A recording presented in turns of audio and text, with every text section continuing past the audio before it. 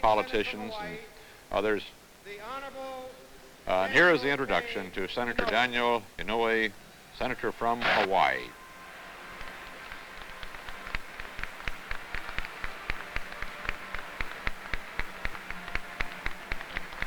The senator is a World War II hero.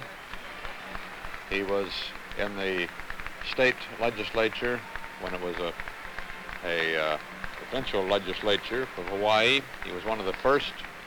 He was the first congressman from Hawaii when it became a state in 1959. He is a senator today. He's on the very important Armed Services Committee, important to Hawaii particularly. And he has said that he was among one of three candidates for this job of keynoter and temporary chairman, who were all, he said, moderately young. My fellow Americans. And were not doves. He said he expects to get booed by McCarthy's supporters tonight because in the statements he intends to support Lyndon Johnson's Vietnam policy, and here he is.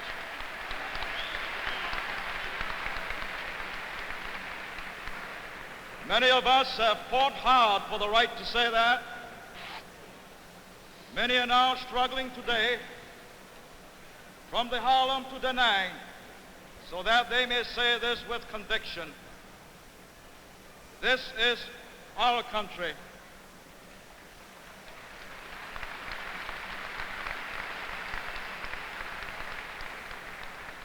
And we are engaged in a time of great testing whether this nation or any nation conceived in liberty and dedicated to opportunity for all its citizens can not only endure but continue to progress. The issue before us in such a time is how shall we discharge, how shall we honor our citizenship? The keynote address at a national political convention traditionally calls for rousing oratory. I hope to be excused from this tradition tonight, for I do not view this occasion as one for flamboyance or levity. I believe the real reason we are here is that there is a word called commitment, because we are committed to the future of our country and all our people, and because of that future, hope and faith are much more needed now than pride in our party's past.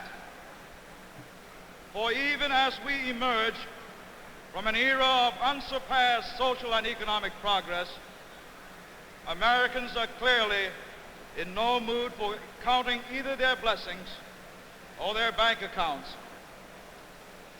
We are still embarked on the longest unbroken journey of economic growth and prosperity in our history. Yet we are torn by dissension, and disrespect for our institutions and our leaders is rife across the land.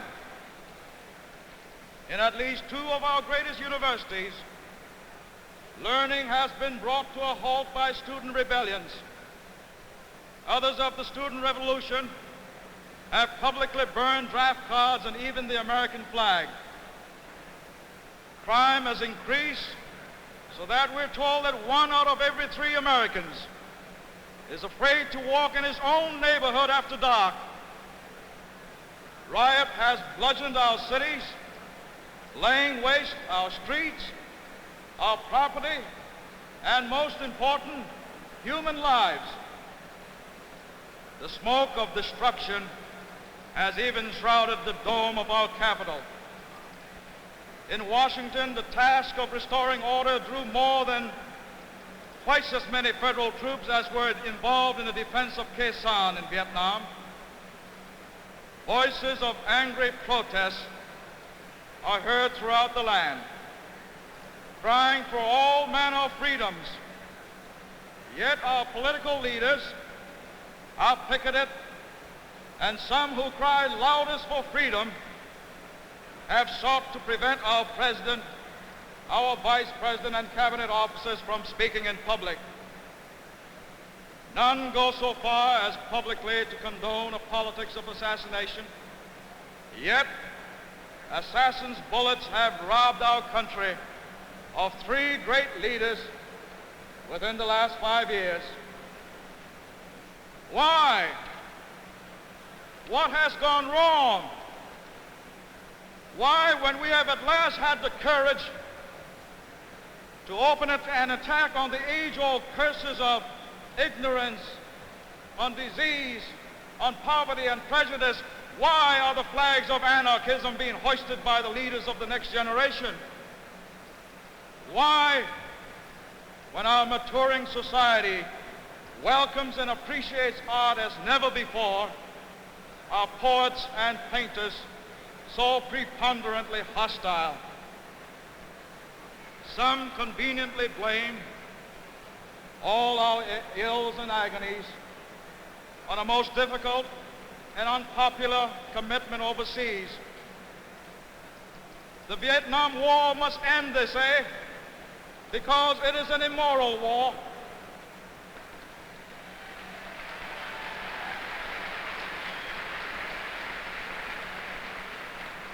Of course, the war in Vietnam must be ended, but it must be ended, as President Johnson said last March, by patient political negotiation.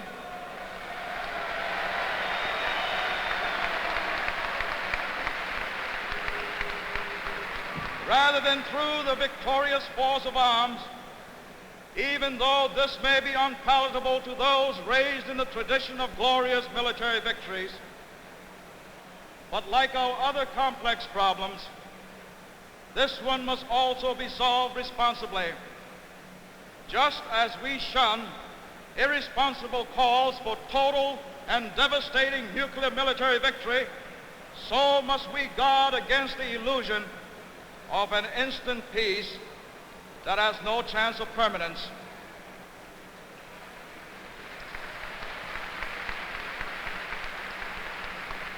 Of course, the Vietnam War is immoral, whether by the teachings of Moses, or by the teachings of Christ, or by the teachings of the Buddha.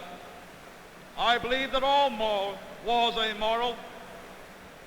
During the Crusades, Christians in the name of Jesus Christ slaughtered innocent men, women, and children and plundered their cities because they were of another faith. These were immoral wars. In Vietnam, we build schools across the countryside and feed the hungry in the cities.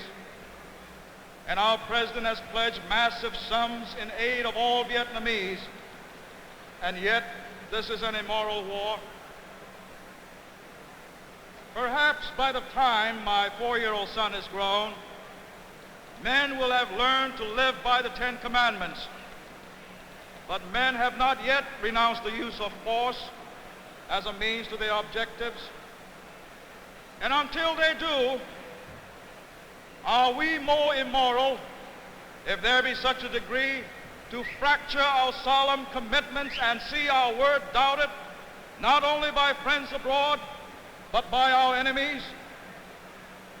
Knowing that this could lead to tragic miscalculations, is it less immoral now to take the easier course and gamble the lives of our sons and grandsons on the outcome?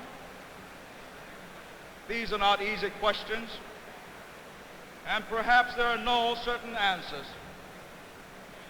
But when young people have rioted in China and in Czechoslovakia, as well as at Columbia, and in Paris and Berlin as well as in Berkeley, I doubt that we can blame all the troubles of our times on Vietnam.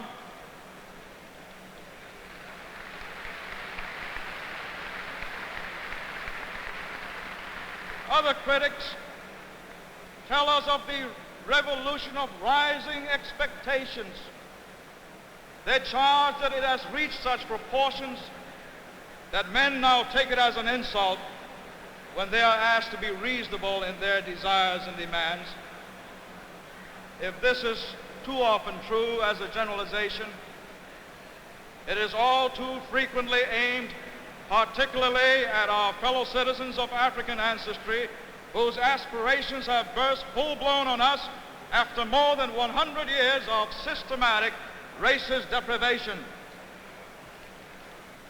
As an American whose ancestors came from Japan, I have become accustomed to a question most recently asked by a very prominent businessman who was concerned about the threat of riots and the resultant loss in life and property. Tell me, he said, why can't the Negro be like you? First, although my skin is colored, it is not black. In this country, the color of my skin does not ignite prejudice that has smoldered for generations. Second, although my grandfather came to this country in poverty, he came without shackles. He came as a free man enjoying certain constitutional rights under the American flag. Third, my grandfather's family was not shattered as individual members of it were sold as chattel or used as security on loans. And fourth, although others of my ancestry were interned behind barbed wires during World War II, neither my parents nor I were forced by covenants and circumstances to live in ghettos. Unlike those of my ancestry, the Negro's unemployment rate is triple the national average. The mortality rate of his children is twice that of white children. He often pays more for his miserable tenement than comparable space will cost in the white suburb. He is likely to pay more for his groceries, more for his furniture, more for his liquor, and more for his credit. And my fellow Americans, today many thousands of black Americans return from Vietnam with medals of valor. Some of them have been crippled in the service of their country, but too often they return to economic and social circumstances that are barely, if at all, improved over those they left.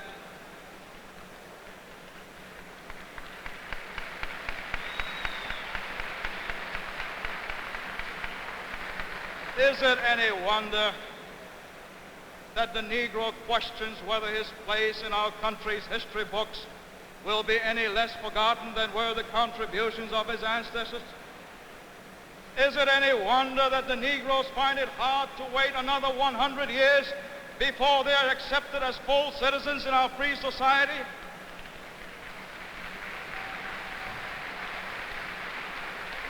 Of course, expectations are rising, and they're rising faster than we in our imperfect world can fulfill them. The revolution we in the United States are experiencing was born of democratic processes that not only accommodate economic progress and social mobility, but actively encourage them. But it is important to remember that these expectations are the children of progress, and that today's restlessness has been nurtured by our very real achievements. Out of these should emerge a brighter and better society than we have known. Nowhere is this clearer than in the situation of our young people today. The success of our economic system has freed them in ever-increasing numbers from the tragedies of premature mortality and early labor. It has built the schools in which they are being educated to higher levels than ever in our nation's history, and this progress has been achieved in a political system that not only admits but safeguards the right of dissent. So it should hardly surprise us when the children of such progress demand to be heard when they become aware of inequity still to be corrected. Neither should we fear their voices. On the contrary, Whether we know it or not, the marching feet of youth have led us into a new era of politics, and we can never turn back.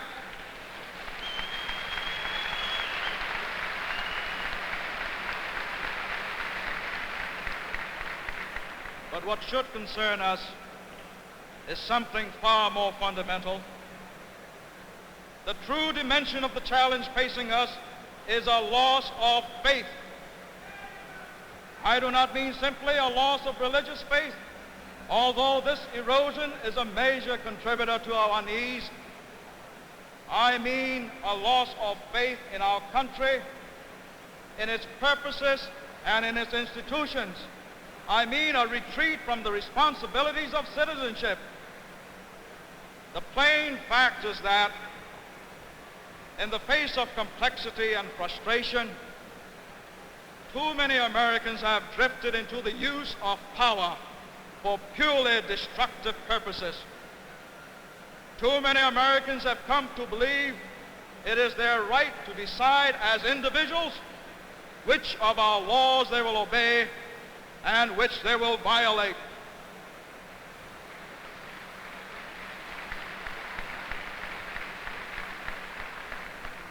I do not mean to say that all our laws are just.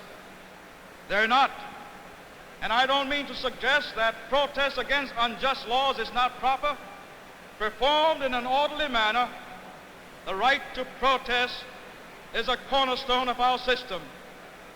Men must have the opportunity to be heard, even when their views are extreme, and in a lesser democratic country, dangerous.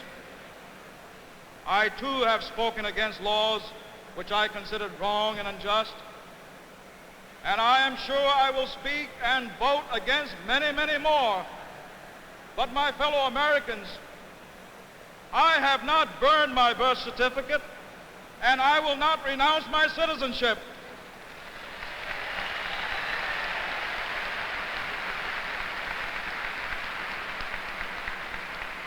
Those who will do such things are relatively few, but there is a much larger number who, in the face of change and disorder, have retreated into disengagement and quiet despair. Less destructively, but no less surely, such men are also retreating from the responsibilities of citizenship. Now, let us not deceive ourselves about the consequences of such abdication. It is anarchy. It is a state in which each individual demands instant compliance with his own desires. And from there, it is but a short step to the assumption by each individual of the right to decide which of his neighbors shall live and which shall not, and so accelerates the sickening spiral of violence which has already cost us our beloved John F. Kennedy, our great leader Martin Luther King Jr., and the voice of this decade, Senator Robert F. Kennedy.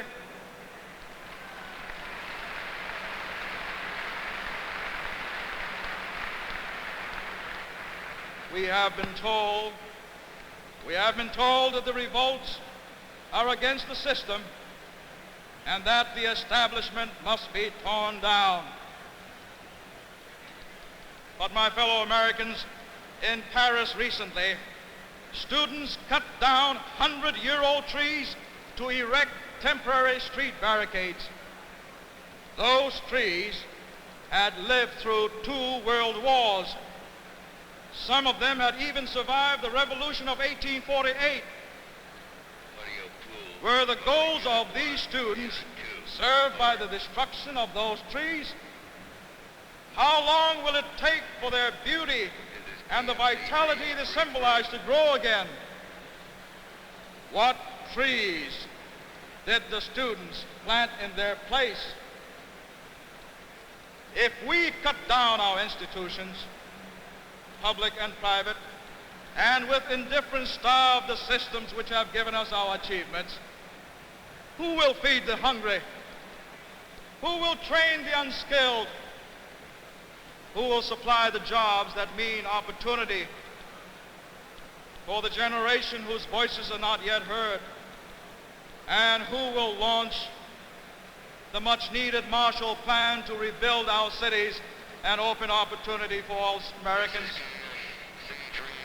These undertakings are too great for individuals going their separate ways. Finally, my fellow Americans, let us remember that even anarchy is only a way station. Man, the social animal, has always craved order. He has made the most essential function of his government the maintenance of some level of order. Chaos and anarchy have never been more than preludes to totalitarianism.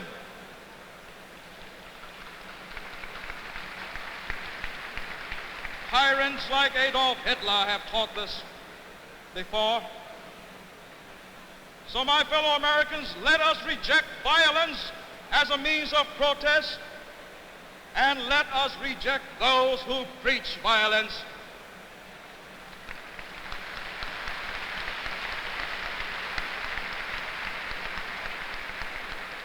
But let us not tempt those who would hide the evil face of racism behind the mask of law and order.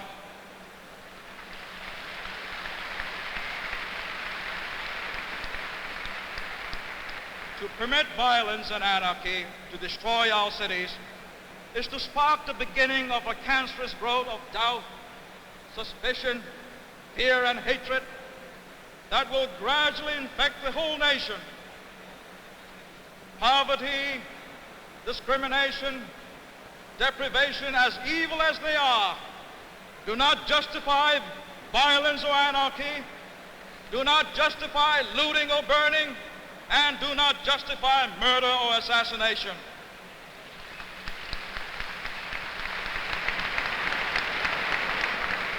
Law and order must be respected and maintained to protect the rights, yes, the civil rights of all our citizens. But let us resist also the temptation to apathy, because we can never cure the causes of violence with indifference. And my fellow Americans, in the last analysis, law and order can only rest securely with justice as its foundation.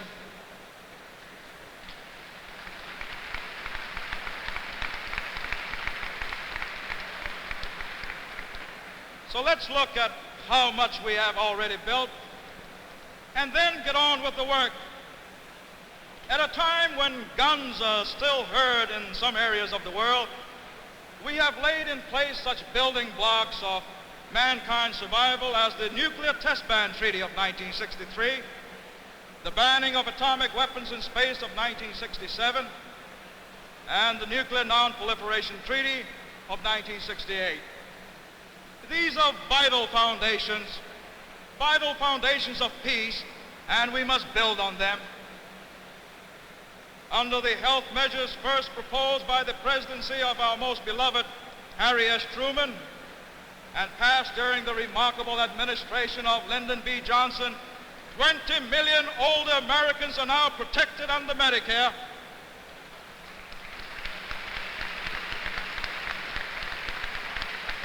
Our elder Americans can now live their autumn years in dignity and in security, and infant mortality has declined to a new low, and federally funded community health centers are now serving nearly 50 million Americans.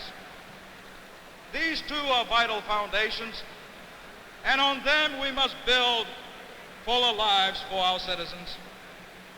And since 1963, President Johnson has proposed and Congress has enacted more than 40 major new laws to foster education in our country. Since 1963, our government has tripled its investment in education, and in the past 4 years alone, we have invested twice as much as was spent in the previous 100 years. These are the foundations from which towers of human achievement can soar. The last 11 years have seen the passage of the 5 civil rights passed during the entire history of the United States. And I might note in passing that Lyndon Baines Johnson is the author, chief architect, or primary sponsor of each of the civil rights laws.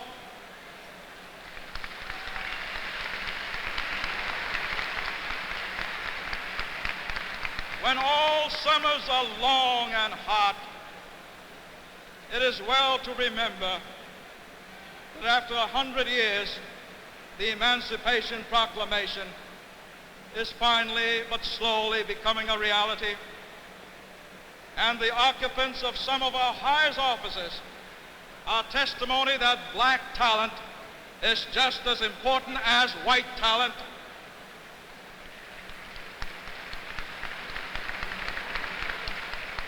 Working together,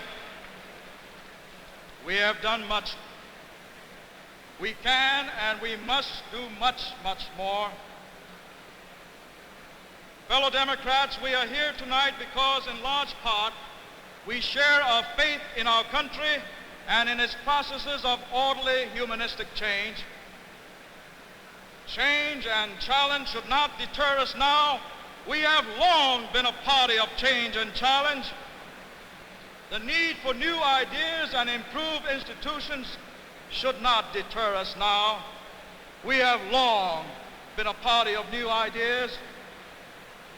That today's crisis is one of the human spirit should not deter us. We have long been a party which gave priority to the needs of human beings. So let us go forward with programs responsive to the needs of today and responsive to the needs of tomorrow. Fellow Americans, this is our country. Its future is what we, its citizens, will make it. And as we all know, we have much to do. Putting aside hatred on the one hand and timidity on the other, let us grow fresh faith in our purpose and new vigor in our citizenship. Let us welcome the ideas and energies of the young and the talents and participation of all responsible people. Let us plant trees and grow new opportunity. And my fellow Americans, let us build not only new buildings, but new neighborhoods, and then let us live in them, all as full citizens and all as brothers.